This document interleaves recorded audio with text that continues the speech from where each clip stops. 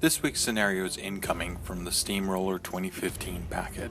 The scenario does not have the Killbox Artifice in effect and consists of two rectangular zones. The friendly zone can be dominated for 1 CP.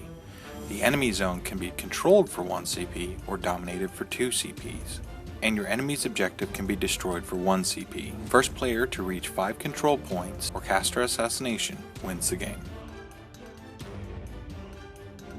Hey everybody, this is JD, and today I'll be playing Captain Damiano again.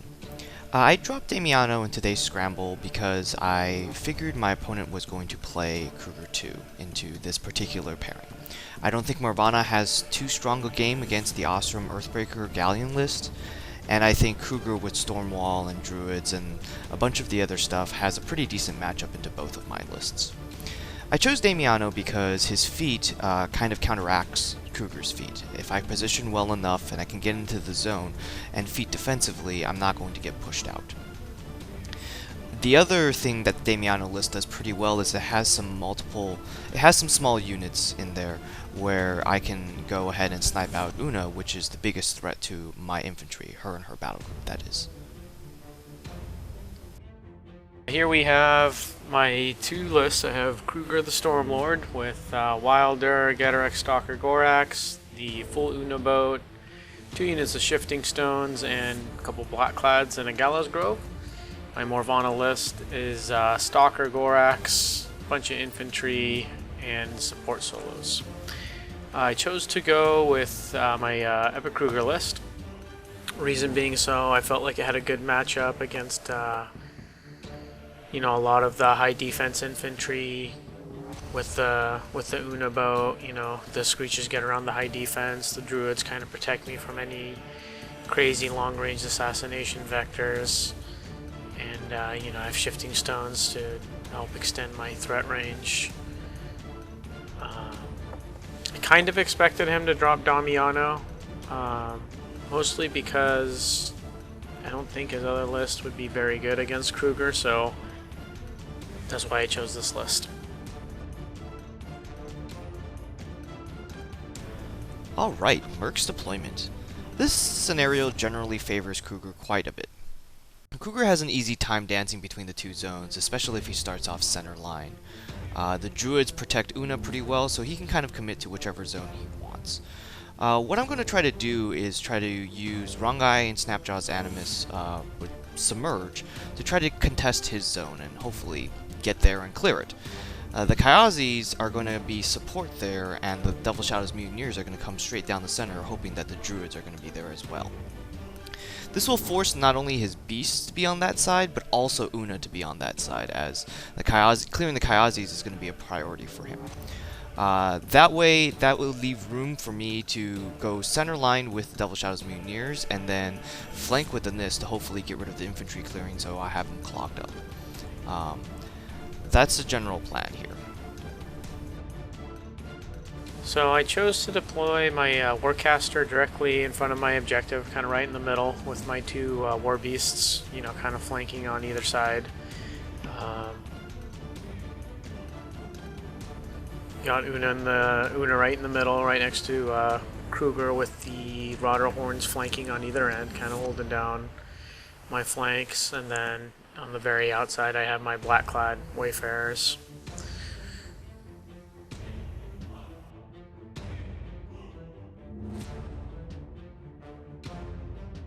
Set up my Druids, kind of right in front, right up in front and middle. The clouds are very important to block line of sight, counter magic.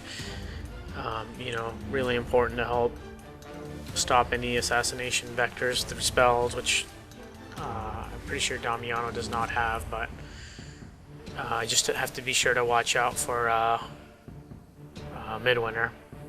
And set up my stones and my Gallows Grove tree back there, and good to go.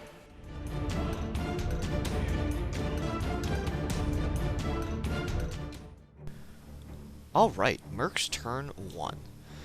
A pretty standard fare from Damiano's activation. We put Death March on the Kayazy Assassins and Shorefoot on Snapjaw, and we go ahead and charge forward. This is a bit of a risky play because Krueger can just move his druids up, put clouds up, charge one of his own druids, feat Stormwall, and then TK backwards. So I'm playing with that in mind, that, you know, if he does that, I want his feat to be juicy enough to kind of go for it, but also not really from my side, right? I want to tempt him into doing that, because that if it isn't done correctly, or if it isn't done with the right timing, it's very much a premature feat. So I'm trying to spread my entire army out in not a semicircle. So there will be plenty of models not caught by his feat. I also don't want a couple of key pieces to be caught in that feat. One of them being Rocinante, because you know, we have an AoE there that we might be able to drift into some druids, and you know, the sooner I can get rid of those druids, the better.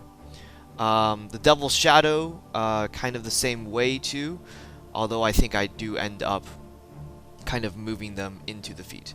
The Nyss as well, as you can see, I'm keeping them pretty spread out. There's no way that if Krueger wants to get Wrong Eye and Snapjaw and Damiano per se, to go ahead and be able to get everything else. I do want to position all my models though, that even if the back end of them gets caught by the feet, they still don't have any really good places to push my models into. Hopefully this stops the turn 1 feat, which allows me to then get into the zone and then counter feat, so I'm not getting out of the zone. Circle Orboros, turn 1. So, you know, standard stuff, he's moved all of his stuff up. He's got his Nyss directly on my left, across from my Stalker. Right now I'm just kind of measuring some control ranges, figuring out what I want to do. So I just start off my turn, just going to walk up my druids a little bit, you know, walk 6, and just kind of tone the zone, make sure I have a little bit of presence, and I'm not easily giving up the zones, especially since I went second. To be real bad if I let him score on my turn. You know, tone the hill over there,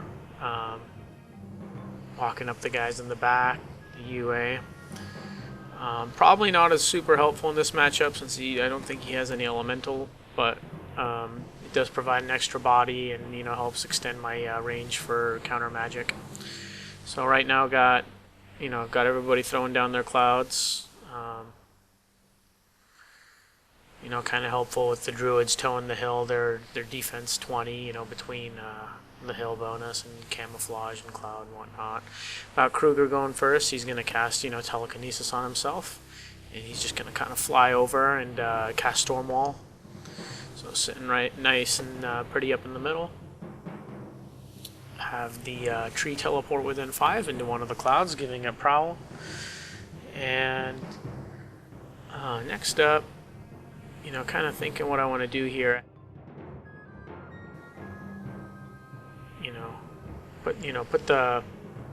Put the Griffin up forward into the clouds. You know, walk Uno up as well. Cast Watcher. Measure my control for Uno to see how far I can get my Griffin up. You know, control 8 is kind of tough sometimes, especially when the Griffins can run for 12. You want to be sure they're in control for the following turn. So I'm moving that one over there behind the clouds. Kind of trying to figure out what I want to do. You know, activate Ghetorix, just have him run forward. Warping for hyper aggressive, kind of really far out on the flank. Activating the Shifting Stone unit with the UA, you know, making sure they're within 8 inches of him, and you know, trying to get as much of my army in the triangle of Shifting Stones as possible. Here I I run my Blackclad up into the cover of the trench, and this is kind of where I had a little bit of a technical brain fart. For whatever reason, I remember the Nyss had Hunter, but I thought Hunter only ignored concealment and camouflage. I completely forgot that it ignored covered as well. So ran my Blackclad up there, and I'm kind of trying to figure out where I want to put my Stalker. And that's when I had this amazing idea. I'll just put him in cover. You know, which was not probably the smartest play. You know, I probably should have had him stealthy in the clouds. Put the smaller unit of shifting stones behind him and the Druid Wilder. Alright, Merc's turn 2. This is going to be a very precise turn. At least I hope it will be. It's going to need to be, because my plan did work. Krueger moved up, he did not feat. And so now I have to think about what I want to do. Which zone do I kind of want to commit to? Which zone do I want to kind of deny him? And then play the game from there. Because likely now, Krueger's feat's coming up next turn for sure. So I will need to feat this turn. And I need to position correctly after my feat this turn. There's a couple of pieces that I'm looking at that I really want to do hit on. The Nyss, ignore cover with Hunter. So I do want to get rid of that Blackclad. I think that's a very simple couple of points that I can just shave off his list.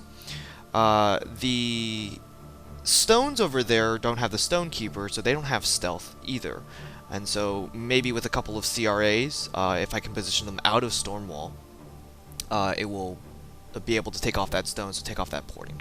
I'm not too particularly afraid of that Warp Wolf on that other side, as it will be Damiano's feat turn and he'll be full camping and all that good jazz. The Druids in the middle, I'm going to try to see if I can't get rid of 2 of them with the Devil Shadows Mutineers. I contemplated charging my own Devil Shadows Mutineers after running with Stormwall, but I think I was good enough, you know, measuring my control range. I thought I was good enough to get both of them within 3 inches. So, you know, after buffing them with Rockbottom, I take both of 2 Druids out with ease with Eyeless Sight 0. Now I really need to protect 0. That's something that I'm going to want to do pretty well. Unfortunately, though, you know, Rocinante, if he does go up, isn't really going to be able to hit the other 3 Druids on the other side. So maybe, you know, we'll try to see what else we really need to hit. Maybe it'll be a stone on the other side or something like that. So Damiano moves up to kind of get out of the way of everything, providing Rocinante with both routes after this open up too. And we're going to go ahead and feat. And we want to make sure that Rocinante, wherever he advances, is going to advance within 3 inches, just to give him the extra guard dog and defensive strike protection that's needed. The Nyss are going to move up now, and we're going to follow through with this plan. We're going to get rid of the Blackclad first, and then we're going to see what the other ones, outside of Krueger's Stormwall, is going to be able to shoot one of the stones. And so we're gonna attempt to Stormwall. Or shoot the Blackclad under Stormwall. It looks like we're in range. We don't need all too much. Deadeye was cast on the Nyss just to make sure that we don't screw this portion up. We do take the Blackclad off, and now these Nyss are going to go ahead and try to do a 4-man CRA, starting with the closest one. And try to take the stone off. There was a little bit of a discrepancy there. You know, like, he thought the stone had died. I told him he had 1 box left. Which is fine. I have Eiryss way far there down, you know, below where the camera is, and it's going to come up and go ahead and snipe her for 1. I just wanted to roll a couple of shots here and try to check range of Stormwall, because that's pretty important to kind of see, and if I can have some extra shots left over, let's get rid of them. Just the 4 Stormwalls. So we check there, we move Rocinante up. Now really Rocinante doesn't need to deal with that flank, so he's going to try to stay pretty safe out of Krueger's feet, hopefully. But even if not, we're going to try to get rid of the other stone. I know I can't really see the stone with stealth, but I can see the Griffin in front, and so we're going to damage the Griffin with the POW 14. I believe it knocked out his spirit, and which is pretty fortuitous. And we splashed the damage, a little bit of damage on the stone, but it's still fine. overall, a pretty good on that flank. Damiano is a little lower than where I really want him to be. I believe he's sitting at around 21 armor, but defense 17, armor 21. That Warp Wolf probably doesn't have what's needed to get there. And most of his army probably doesn't have a ways to get there if I put Snapjaw up there, which is what I'm going to do. Spiny Growth will end up going on to Damiano as well, so that will bring the armor up a little further, hopefully deterring this assassination attempt. We do proc Watcher here when we bring up our Kayazys. We want to make sure that most of them are in the feet. We want to make sure, though, that we're kind of towing the edge of our feet here, just to make sure that, you know, we just don't get blown out of, you know, the zone and he scores 1 control point. I think the rest of the movements here are pretty standard. We've definitely decided to commit to our own zone, and I think the plan going forward, at least thinking a turn ahead, is really to pop the objective, take Una off the table, because we don't want to see Una on the table after this turn. We were not protected by our feet. A lot of our infantry are going to be very exposed, so we need to get Una off the table next turn. We need to probably get his objective off the table next turn, and maybe we can even squeeze in a control point if he doesn't commit to my zone. Circle Orboros, turn 2. So I've taken a little bit of damage on my my Rotterhorn, you know, so I got to heal him up a little bit, or at least remember to. So I have the little heal me and heal stuff tokens, or rather pieces of paper that you'll see. Start off by taking all my fury. A couple of it goes to the stones. Make sure I go back up to 7, and if, you know, I cannot upkeep Watcher this turn since I activated it during my opponent's turn. So right now I'm kind of making the decision in my head: do I want to play for attrition? Do I want to go for scenario? Can I do an assassination? And this is where I kind of waste a lot of time. You can't see my clock at the top, but I waste a really long time kind of thinking, like, do I want to try to go for Damiano? You know, I have between telekinesis and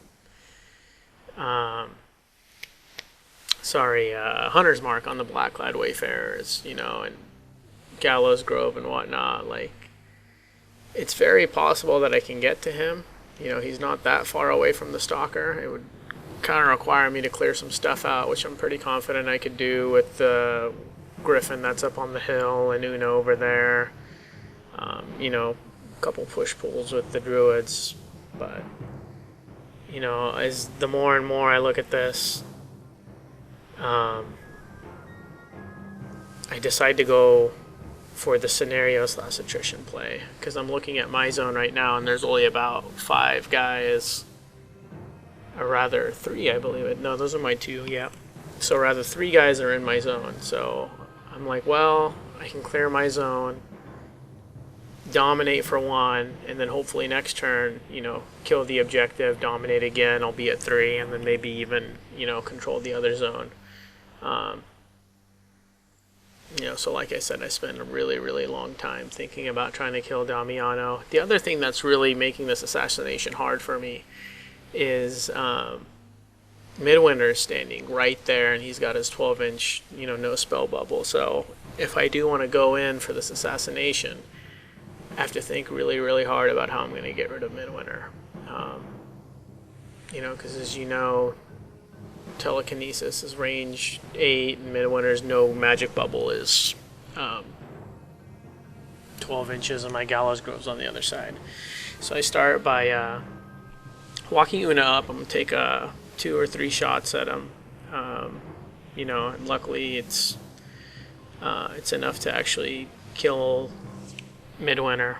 Unfortunately, this kind of leaves her out with 0 fury.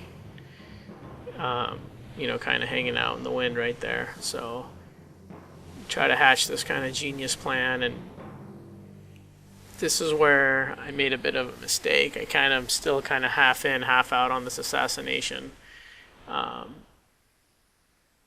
So rather than having my Griffon at the top killing the 3 guys in the zone, which he could have done very easily, for some reason I chose to try to kill the guys on the hill, and I had used up all my fury trying to boost to kill these feated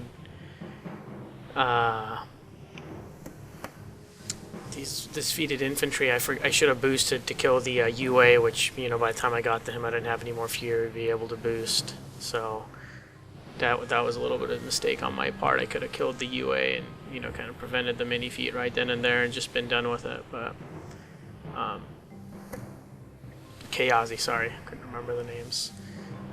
So, you know, just clearing out some infantry over there, figuring out what I'm going to do. Have a real big problem right now if I let Una die, which right now she's looking like she's going to not live where she is. I'm going to have about, you know, 8 points of Griffins just dirtling around doing nothing. So I'm kind of trying to figure out if I can see if I can save Una. Right now I'm just kind of repositioning my druids, walking around. A couple of them are just gonna cloud up, you know, gum up the Kayazy a little bit. I'm gonna have that guy, you know, the leader at the top, do some counter magic, teleport the tree within, you know, fairly close, which is another mistake I should have done. I should have activated the tree first and put him right in the middle of the Kayazy to remove tough. But I totally didn't even think about that until just now, so kind of making mistakes all over the place, playing pretty sloppy, but, you know, that's okay. Activate Ghetorix next. Kind of hoping they'll fail their terror. They make it, though. So, you know, he kind of trivially removes those two Kayazy and, you know, helps me out there. So I'll be able to dominate my zone for 1 point on my turn. So I walk up my Blackclad, you know, just kind of get in position. Not a whole lot he can do. He can kind of spray a little bit. If I remember right, I sprayed the UA, the Kayazy UA. So he's in within range. Sadly, I missed.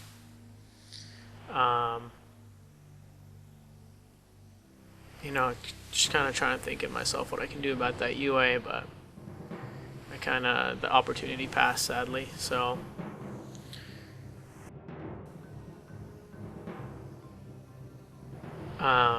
you know, right now again thinking about how I'm gonna save Una. Gotta pull out some trickery over here. So just kind of looking at my focus, or my fury on Krueger. I'm looking at the stone positioning in Una right now, and I'm thinking if I telekinesis Una backwards 2 inches and that stone right behind her 2 inches forward, I'll then be able to activate the stones and teleport her to a safe spot. So, you know, right, just move the Gorax around, kind of trying to get him out of the way. Activate the Wilder. Get her out of the way. And, you know, sending in the Stalker. Sorry, so she cast Sprint on the Stalker before she moved. Stalker walks up and, you know, he's just going to take some swings at some Nyss, needing 9s to hit, boosting. So, you know, the strength or the armor is an issue. Strength 16 base. If I remember right, I worked for Prowl. And the reason being, so the idea was that I wanted to sprint back into the cover of the clouds on top of the hill, or towing the hill rather. I was a little worried once I did this because, again, my plan was to move Una back with the TK and the stone forward, and I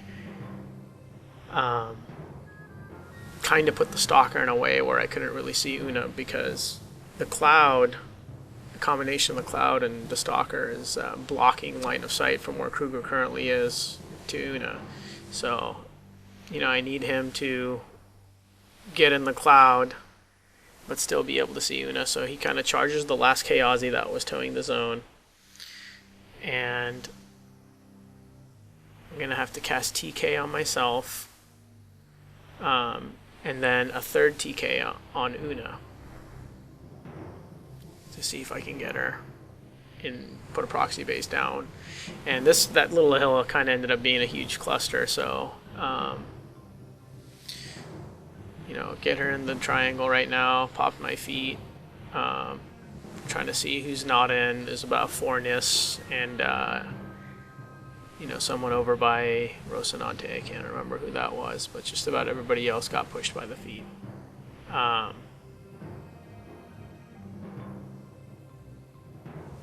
And boy, as I look at this, I think we forgot to actually push the models back. Alright, Merc's turn 3. That was a pretty good turn to be affected by Krueger's feet turn. As I suspected, he didn't really commit to my zone for fear of losing his Warpwolf Stalker. He didn't put the stones back into my zone, so we're now tied control points 1-1. Again, as I'm resolving these vengeance moves, and I'm just trying to pepper a little bit of damage with the Kayazy that I have, because they're under the feet, so during their activations they're not going to be able to charge, they're not going to be able to do much other than to be a roadblock here. A couple of them made their tough checks, so they're going to be standing around, not really doing anything and just kind of getting in the way. While I'm doing these vengeance attacks on different models here and peppering some damage, I'm going into this turn with the big intention of getting Una killed. Una really needs to come off the table. Those Griffins have special attacks and acceleration that are really good at clearing single wound infantry. So that's something that I don't want to have to deal with in this upcoming turn. Especially since he's probably going to need to carve out a lot of my army to get to Damiano. And even though the assassination chance of Damiano, you know, with Surefoot and Guard Dog, even if I protect myself very well, rolling 11s on Ghetorix to hit, and then chopping me to pieces even if my armor is really high up there, isn't going to be too difficult. I don't want to make it that easy. If he does go for that, you know, I'm riding that kind of 60% to 40%, somewhere in there, of not being assassinated. But hopefully, without Una's support, Krueger's going to have to do a lot of the lifting, and a lot of his other pieces are going to have to kill a lot of models to get in there, and hopefully that will leave Krueger pretty exposed. So going into it, Una's kind of a big thing, obviously killing some more druids, peppering some damage, definitely contesting his zone, which is pretty important, because I do want to make sure that I am up one control point going into this match, and I can probably tempo a little harder the following turn and get his objective off the table as well. So I activate the Kayazys first, again, anyways, after the Vengeance moves, just to continue peppering some damage. This is not very threatening, but definitely positions me, and now I know, you know, what models I can move. Luckily, though, you know, I spike some of those damage rolls, and I take one of the Griffins off the table anyways.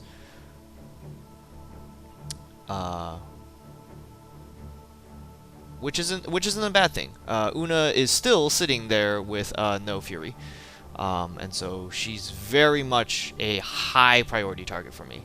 I really need to get Una off the table. We're gonna start with a Nyss first, and we're gonna start, you know, start threatening the objective a little bit, threatening this zone here a little bit, making sure that, you know, I'm positioned enough of them around here and about to kind of, you know, protect Damiano should you choose to kind of like move a little deeper into the zone. I fully expect him to score at least one more control point on his zone, and maybe instead of going for the assassination, go for my objective. So we're going to be tied up again at the end of this. But that makes it pretty easy for me to come back and hopefully get another control point. I know he's going to have to contest my zone at the very least, or else I might just end up winning the game straight up by dominating my own zone again and taking his objective off the table. Eiryss comes up and takes off the Druid Wilder with ease, pretty victim stats. And of course now Devil Shadow's Mutineers are gonna do, Zira's gonna do what she does best. And we're gonna snipe out Una. That's a fantastic move. Now that Griffin in the middle is not really gonna do much unless Krueger wants to waste an activation and bring it under his control. I'm pretty happy where this is. I know that I don't have much committed in his own zone, but you know, I'm not too concerned about that at this point. At best, he can probably get 2 control points in this following turn. So I just need to keep the tempo up.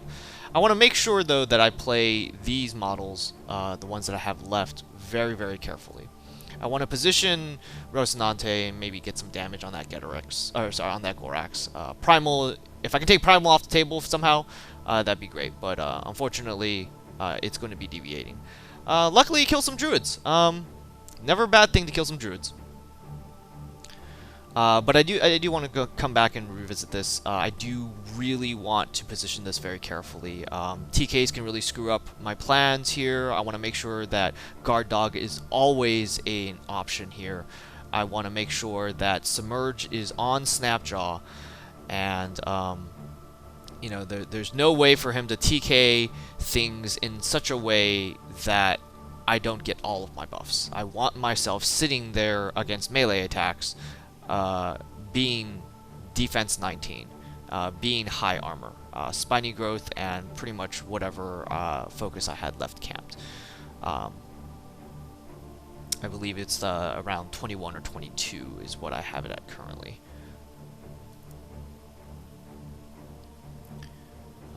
So I'm running the Bull Snapper kind of in position, so like wherever you TK Rocinante, unless it's very far back, it's not going to be an issue. Krueger's going to have to do a lot of heavy lifting in this, and I'm hoping that if he doesn't go for the scenario play, that he leaves himself very exposed. And if he does go for the scenario play, I have a strong tempo advantage. The last little decision tree here is whether or not Rhupert is going to run into that zone just to kind of make his life a little more difficult. But I decided that that's probably going to be a pretty easy picking for him. So we're going to go ahead and just buff the Kayazy and be done. Circle Orboros, turn 3. So after, again, you know, sadly I played a really, really sloppy game so far. So, you know, I apologize to the viewers. You know, I ended up losing Una despite my tomfoolery and my trickery, which was really sad. So I'm kind of thinking to myself, you know, I gave up 1 control point very, very foolishly at the end of my turn, so I'm very quickly realizing that I'm fighting a uphill battle on both scenario and attrition, so I'm kind of only left really with assassination. You know, sadly, he's got Damiano tucked away in a really, really good spot, and, you know, I gotta really figure something out to kind of pull away with the win.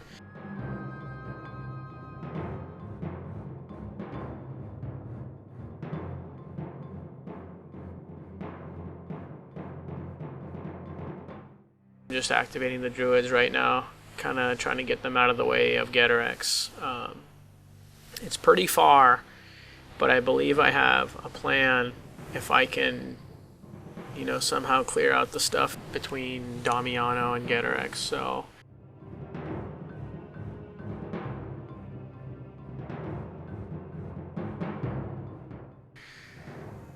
right now you're getting some lucky rolls with the Druids. Positioning is really, really important right now because the corridor that I have, I can't have any of my guys like being in my charge lane, or else I'll fail the charge lane, of course. So moving my tree up this time and checking to see if I have line of sight from the tree to Damiano, so when I activate Krueger I'll be able to do a TK. I'm really, really hoping that I can pull him sufficiently far away where Guard Dog from Rocinante won't be an issue, because that no backstrike bonus is, you know, it's a difference of 2 mat, which really, really skews the numbers. So sadly walked up the Gorax and he was not in range to Primal. What I should have done in hindsight was, you know, just kind of charge something to get the extra 3 inches and then just cast Primal on Ghetorix. You know, even if I'm charging Krueger, like, this is kind of my Hail Mary attempt. So sadly, when I activate Krueger, I have to use 2 of his Precious Focus, or Fury rather than using the Gorax's. Boosting a Telekinesis, I was able to hit Damiano, turn him around in the back, and cast my last Telekinesis on Ghetorix. And this is kind of where I was really hoping if I could get him away from 3 inches. Sadly, he was not, so he will benefit from Guard Dog, and I will not get a backstrike bonus. Over here, just kind of fooling around with my shifting stones, you know, putting them in really, really annoying places. And trying to Hunter's Mark Damiano here, super long shot. I probably should not have made this dice roll, but I got really, really lucky. I can't remember, I think he was like defense 18 or something ridiculous. I can't remember for the life of me, but basically I would have needed like an 11. And sure enough, you know, there it is.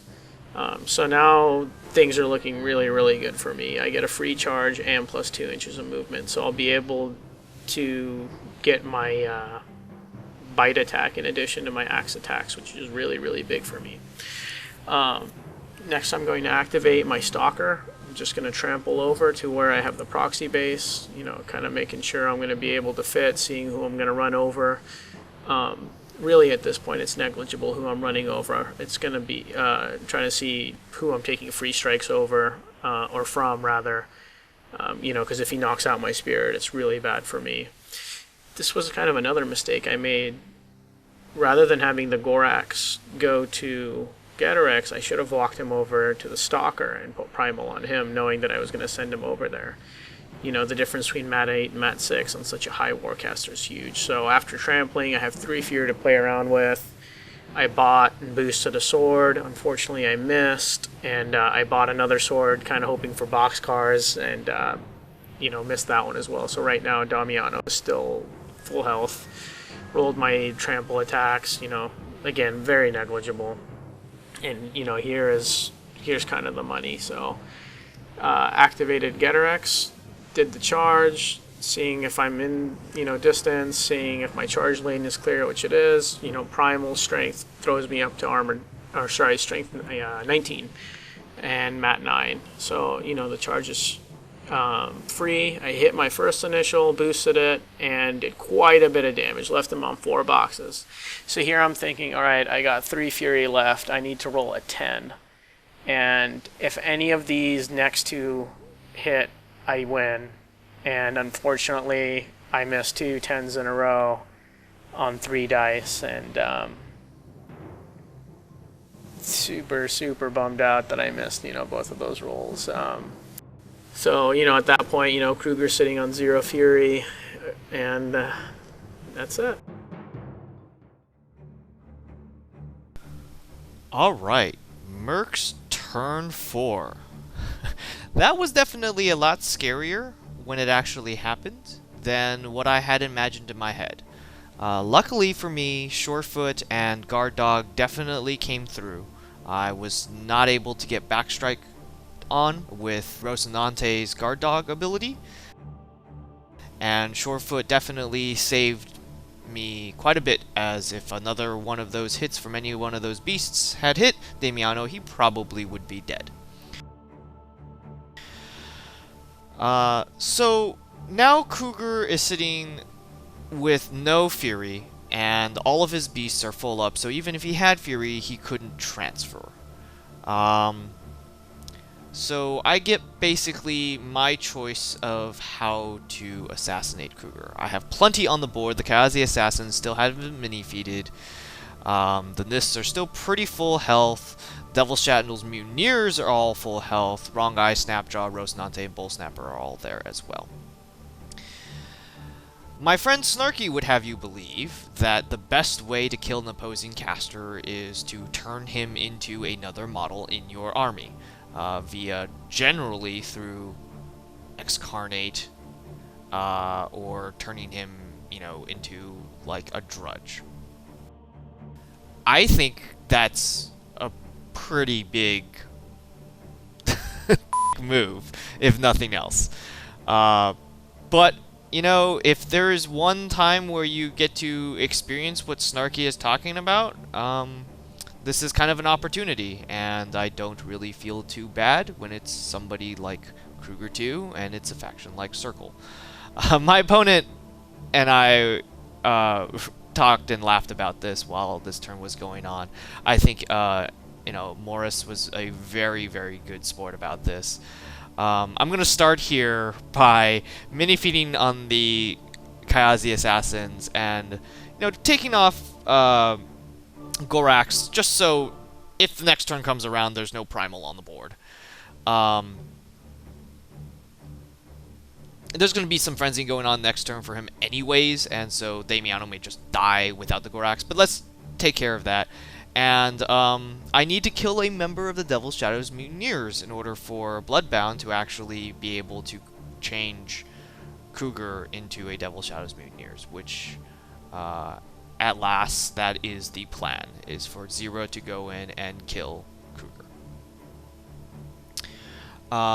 There's going to be some wonky activations here. This is not what you would do in a competitive tournament where you're just trying to kill Krueger. I think we're just all in agreement that, you know, there's a little bit of a feeling that he got robbed on that assassination, and so I'm just friendly teasing, rubbing it in his face.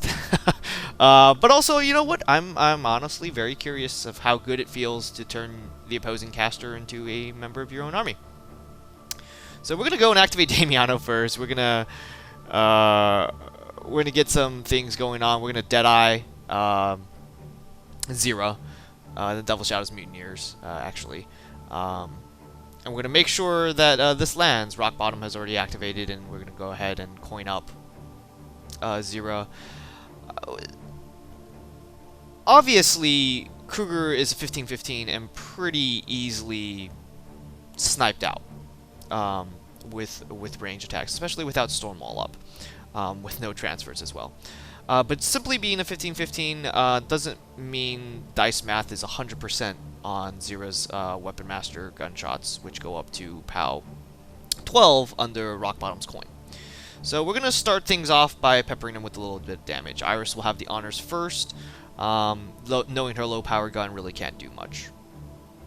The Nyss are going to then activate and do some 2-man CRAs.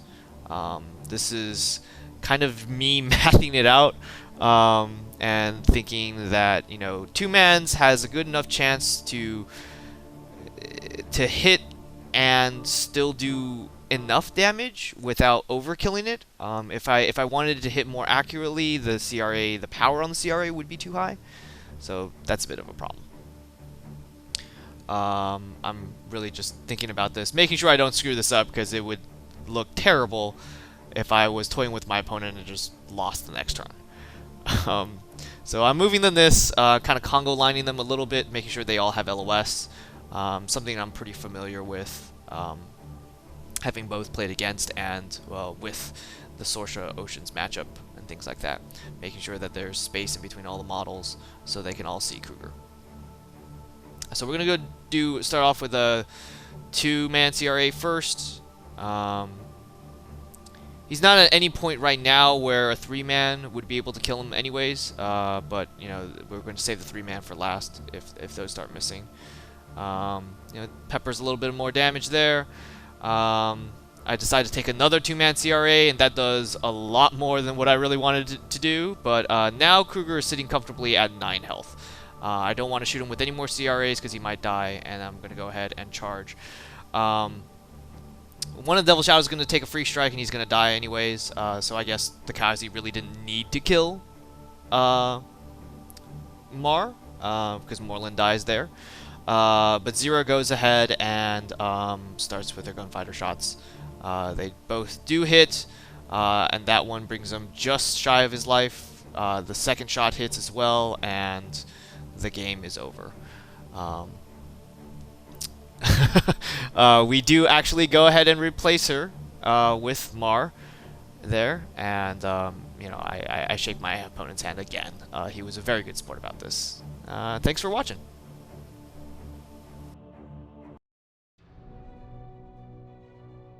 Circle Orboros afterthoughts.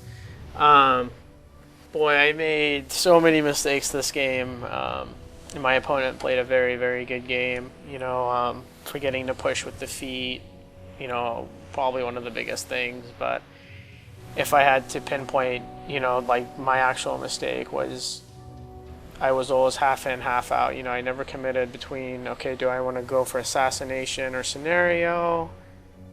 Or, you know, am I going to play attrition? Like, I was always kind of like 50% in on a bunch of different plans, and I never actually committed. And, you know, just like in sports, I think that's one of the worst mistakes anybody can make is, you know, not committing to one plan. You know, had I been able to go back and play this game again, I think I definitely would have played more towards attrition and scenario more. Definitely tried, you know, not to give up that control point, or rather, you know, the 1 point at the end of my second turn, which was a rookie mistake. You know, so not only did I lock myself out of attrition, I locked myself out of scenario very, very quickly, and you know, this loss was definitely on me. And you know, but it was a good game and great opponent. Hopefully, I'll be able to learn from those mistakes.